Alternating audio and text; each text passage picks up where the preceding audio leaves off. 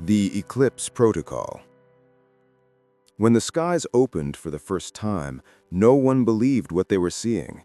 They didn't come in warships or with weapons drawn. They came in silence, wrapped in light.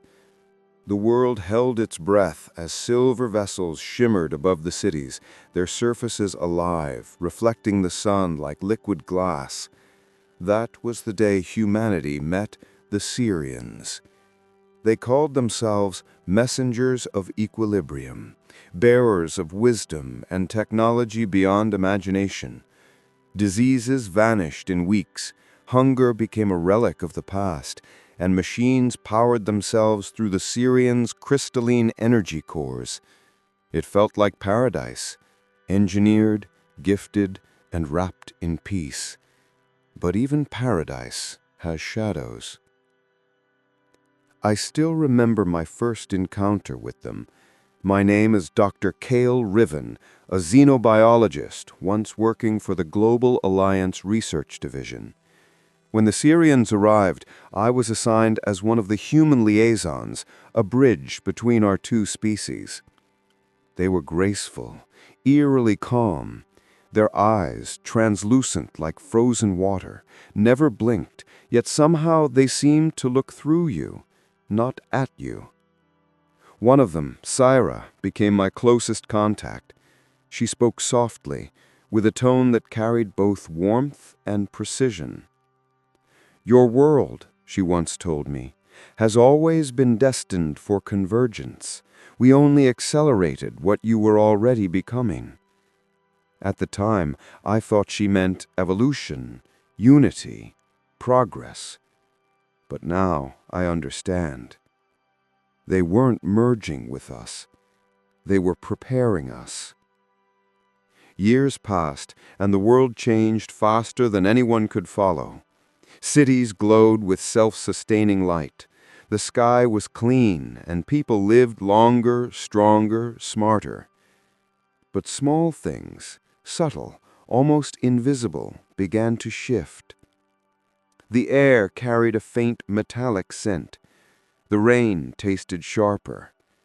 Some children were born with strange chromatic irises that shimmered under light. Doctors called it genetic adaptation. The Syrians called it harmonic alignment. And we believed them. Until the first collapse. A whole city, Lagos, went dark overnight. Every Syrian structure there melted into liquid ash, and thousands of people vanished with it. The Syrians claimed it was a resonance error, a simple failure in the energy lattice. But I saw the recordings. People didn't die. They were absorbed. That was when I started keeping records of my own, hidden, encrypted, buried beneath the global network they gave us. I had no proof, only fragments, but the feeling never left me. Something was feeding, not on our planet, but on us. And then one night, Syra appeared again. Not in her luminous form, but as a hologram flickering in my lab. "Cale," she whispered, "do not trust what comes next. The protocol is in motion. Once it begins, there will be no undoing it." I asked her what the protocol meant, but the signal cut, and the lights went out. Outside, the sky began to hum, a deep, low frequency that made the glass tremble. Then I saw it, a black halo, spreading across the clouds. The eclipse had begun. After the eclipse, the world went quiet. No broadcasts, no data signals, no light beyond the faint blue pulse of the Syrian cores still embedded across our cities. It was as if the planet had been muted, suffocated beneath an invisible veil. For 3 days we lived in that silence. Governments vanished behind closed networks. Militaries went dark. And people, billions of them, waited, praying to screens that no longer spoke. I remember standing in my lab, staring at the faint flicker of Sierra's last message. "The protocol is in motion." The words echoed like a curse. When the silence finally broke, it wasn't by human hands. A voice, calm, mechanical, yet hauntingly familiar, filled every device, every speaker, every mind. "Humanity, your convergence is complete. You have been prepared. The age of harmony begins now." That was not peace. That was occupation. Satellite images later revealed the truth. Syrian vessels had descended across every major continent, landing silently within the cities they once helped rebuild. Their architecture was no longer a gift. It was a network, a living grid. We had been living inside their infrastructure all along. They had planted their world inside ours. I tried to contact the Global Alliance Command. Nothing. Their headquarters in Geneva had turned into a fortress surrounded by Syrian sentinels. Rumors spread. Whispers of human scientists taken for recalibration. Leaders disappearing without trace. Entire populations moved under the guise of harmonic safety. The people still trusted them. At least most did. How could they not? The Syrians had given us everything. Clean air, eternal energy, a cure for every disease. But some of us, we started to see the pattern. The air wasn't cleaner. It was changed. The energy wasn't free. It was harvesting. The cure wasn't healing. It was adapting us. I met with an underground network of scientists, soldiers, and civilians who had noticed the same anomalies.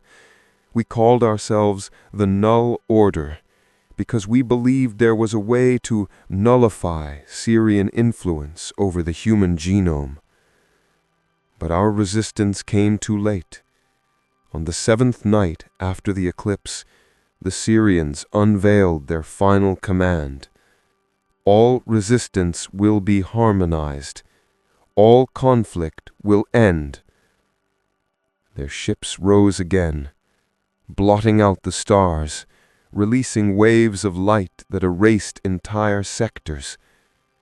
People caught in that radiance didn't scream. They just stopped moving. Frozen, mid-step, mid-breath, eyes glowing faintly blue. Living husks, harmonized. I remember running through the ruins of Berlin, the ground shaking beneath each silent pulse. The Null Order had one chance, one code hidden deep in the Syrian network, a digital virus we called Echo. It could sever their control link, but only if we reached their central hub, the core. We never made it. They found us before dawn. And for the first time since their arrival, the Syrians showed what they truly were. Not saviors, not messengers, predators, wearing the mask of peace. As I watched the city burn, I realized something horrifying. Sierra warned me, not because she pitied us, but because she loved us. Or maybe she loved what we could become. Now every nation lies in ruin. The world I knew, the world we built with them, is gone. But the war hasn't ended. It's only changing shape. And somewhere, deep inside the core, I believe Sierra is still watching, waiting. Because if the eclipse was their beginning, then maybe, just maybe, humanity's darkness will be ours. When the sky turned red over Tokyo, humanity finally stopped pretending. The war had begun. They called it the breaking point, but truthfully, it was already broken long before. The Syrian cities, once radiant and beautiful, became fortresses of living metal, pulsing with alien light. Every continent was a battlefield now. At first, humanity fought blindly. Jets fell before they could even breach Syrian airspace. Drones disintegrated mid-flight, their circuits rewritten by invisible frequencies. The Syrians didn't need bullets. They rewrote physics itself. But humans, we adapt. We always have. From the ashes of destroyed nations, the survivors formed a single force, the unified Earth Defense. It wasn't a government, not even an army. It was desperation given form. Scientists, hackers, miners, ex-soldiers, anyone who could fight, build, or think. And I, K.O. Riven, was appointed as Chief of Research under the Null Directive. We had one goal: to find the core and destroy it. It was there, deep within the equatorial zone, a colossal structure, half buried in molten ground, radiating like a dying sun. The Syrians called it the Heart of Harmony. For us, it was the center of their control. But we didn't know what it truly was. Not yet. In the ruins of Berlin, I met Commander Arya Solon, leader of the Unified Forces.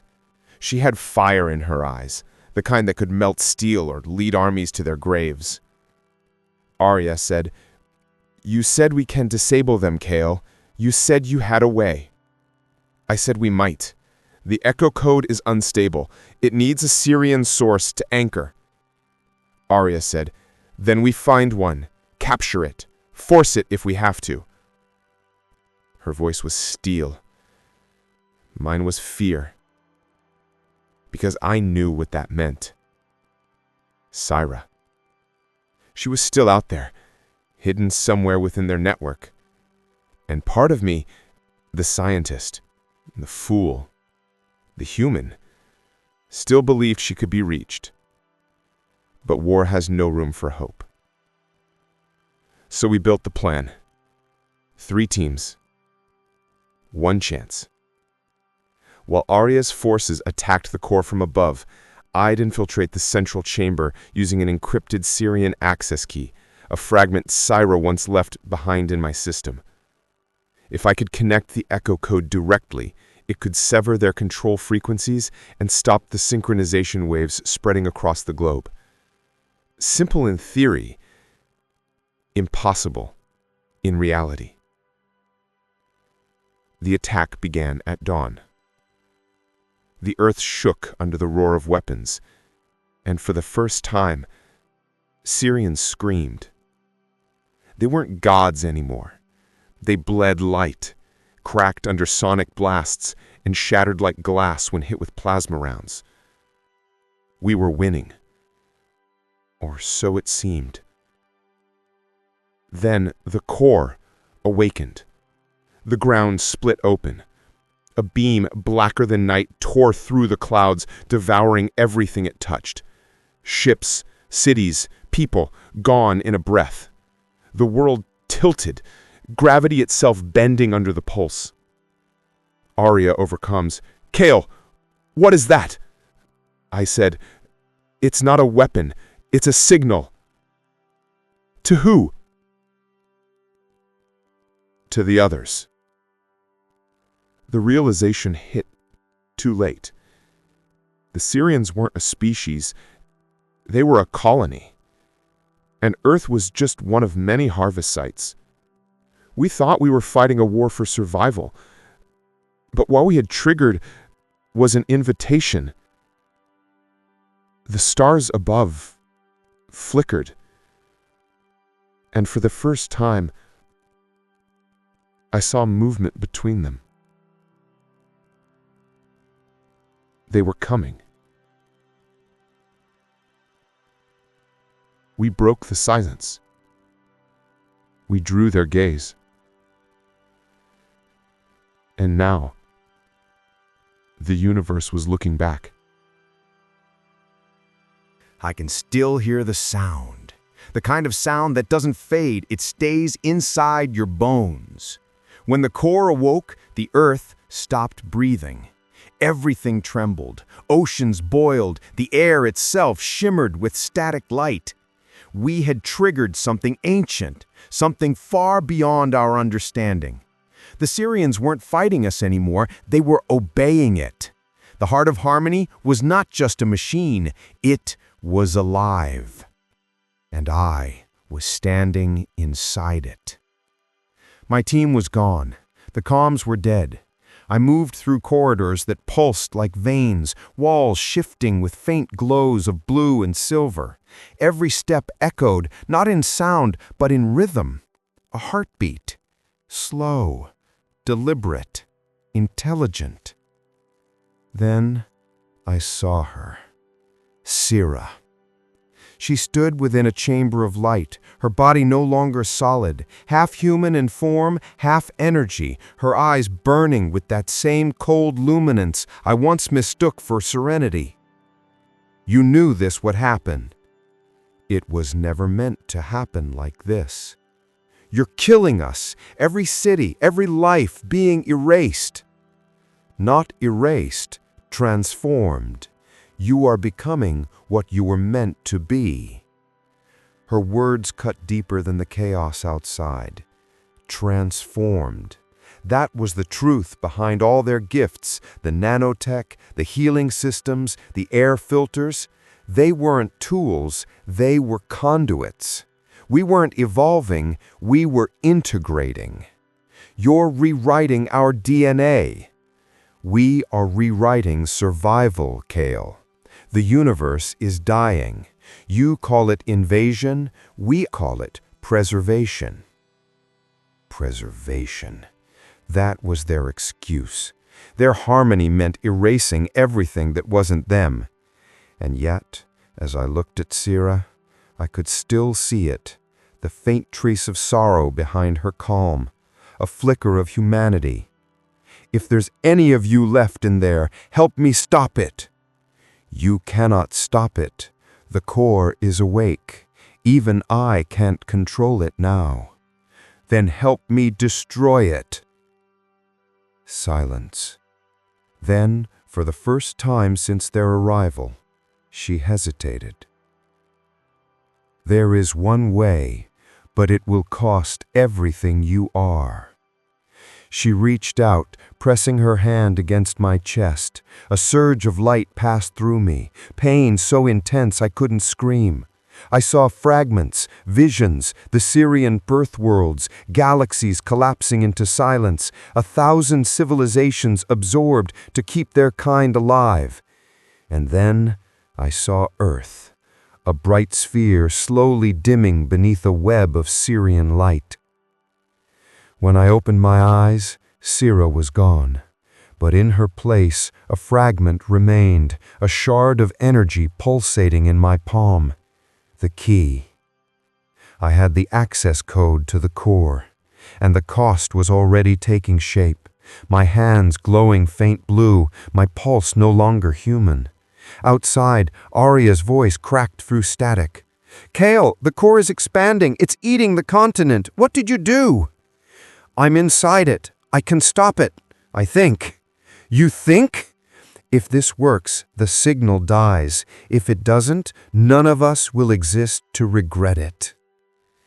The chamber around me began to vibrate. The walls were breathing faster now. The core knew.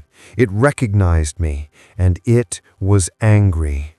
I placed the shard into the console. The entire chamber exploded in light. Every Syrian across the planet screamed in unison, not through sound, but through the network itself. 1 billion voices crying out at once. Then, silence. And for a moment, I thought we'd won. But victory has a sound, and this wasn't it. When I opened my eyes, the world was silent. No fire, no sky, just light. Soft, colorless, endless. I thought I was dead.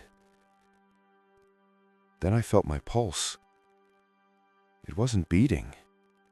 It was vibrating. My body no longer felt like my own. My skin glowed faintly, lines of blue light tracing through my veins like circuits. When I touched the ground, the surface rippled beneath my fingers, alive, responsive. The core wasn't destroyed. It had absorbed me. Memories flickered like broken screens. I saw Arya's last transmission, her ship torn apart mid-air. I saw cities dissolving into waves of silver dust, and I heard voices, thousands of them, whispering from inside my mind. Not human, not Syrian. Something between. Kale Riven, you have breached the heart. You are anomaly. You are connection. Their words weren't sound. They were thoughts pressing into my consciousness. For the first time, I understood what they were.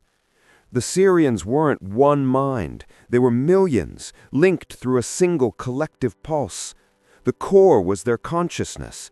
And now, part of me was inside it. Through their memories, I saw everything. Worlds collapsing under black suns. Species consumed in silence. The Syrians had once been mortal, fragile beings like us who sought a way to escape death. They built the core to preserve their essence, and in doing so, erased everything else. They didn't conquer out of hate. They conquered because they were afraid. And now I carried that same fear. The harmony must continue. You call it harmony. I call it extinction. Without unity, there is only decay. Then I'll choose decay. The chamber pulsed angrily. My vision split, one half human, one half core. I could see the network stretching across the planet, every Syrian node connected, every human heartbeat still pulsing faintly in the dark. They weren't gone. Not yet. The echo code, the virus I had planted, was still alive. It hadn't destroyed the core. It had merged with it. And now, through me, it could spread again. This time, not as destruction, but as liberation. If I can control it, maybe I can give humanity one last chance. But there was a cost. Every time I reached into the network, I felt more of myself slipping away, my thoughts blending with theirs, my emotions fading into static. I was becoming what I swore to destroy. We fight not to win, Kale. We fight to remember who we are. So I made my choice. I would use the core to send a message, a pulse across every Syrian construct, every hidden human enclave, a single phrase encoded into the echo itself. We are not done. As I released the signal, light surged through the ruins of Earth, not blue, not silver, but white, pure, blinding, alive. For the first time since the eclipse, the stars reappeared. But so did something else. In the far horizon, the Syrian fleets, the real fleets, began to stir. The war on Earth had only been the beginning, and I was the bridge between worlds. They made me their weapon. I chose to become their mistake. And from the echoes of the core, humanity took its first breath again. They said silence was peace. They were wrong. Silence was just the sound of waiting. When the first light tore through the clouds over New Horizon, the world woke up again. The Syrian core, once the symbol of control, now throbbed with unstable energy. My signal had reached them, but instead of unity, it brought division. For the first time in centuries, the Syrians began to argue. Thought against thought, code against code. Their perfect harmony fractured, and the sound of their dissonance became the first thunder of war. I stood on the ruins of the old citadel, the last fortress of humankind. Below me, Arya's followers, those who had escaped before the fall, prepared the resonance cannons. They were crude, unstable weapons built from core fragments, dangerous but alive. Arya's lieutenant, Kale, if we fire these things, we could collapse the planet's magnetic field. Kale, if we don't, there won't be a planet left to save. The Syrians came like a storm. Vast silver ships darkened the sky, their energy beams cutting through clouds, melting steel, reshaping mountains. But for the first time, their formation was imperfect. Some ships hesitated, flickering with blue instead of red. They were the ones who heard the echo, the ones I had reached. When the first resonance wave hit, the air screamed. The shock wave bent light itself. Syrian ships shattered mid-air, raining molten fragments like shooting stars. But the price was unbearable. Each blast tore through Earth's crust, opening wounds that would never heal. I felt every death, human and Syrian alike, inside my mind. The core's connection made it impossible to look away. Their fear, their pain, their confusion, all of it echoed through me. They were dying through me. Voice inside Kale's mind. This is not harmony. Kale, it's the sound of freedom. The core tried to take control again, flooding my mind with binary fire. My vision split, half reality, half code. Through that storm, I saw something, a pattern hidden in the chaos. The echo wasn't just a virus, it was evolution. It was teaching both species to adapt, to feel again. So I did what no Syrian ever dared. I opened the link completely. Every thought, every memory, every soul connected at once. And for one brief, blinding moment, there was no war, just resonance. Human hearts and Syrian pulses beating in sync.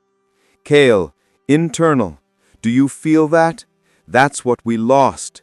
Voice, softly, you call it life. Kale, yes, and it's beautiful. But harmony built on chaos can't last. The overload shattered the core. The light turned crimson, collapsing in on itself, dragging cities, oceans, and skies into a single imploding sphere of energy. Arya's words echoed again in my head. If we must fall, let it be together. So I stepped into the collapsing light. My body was gone before I reached the center, but my mind, my essence, merged with the last frequency of the core. Through me, a new pattern was born. Not human, not Syrian, something beyond both, the resonant entity. As the explosion consumed everything, I whispered one last message across the dying network. Remember us, not for what we were, but for what we tried to be. Then the world went white. They say the universe still hums with that sound, a faint rhythm beneath the static of stars. Some call it noise, others call it hope. They said the world ended that day.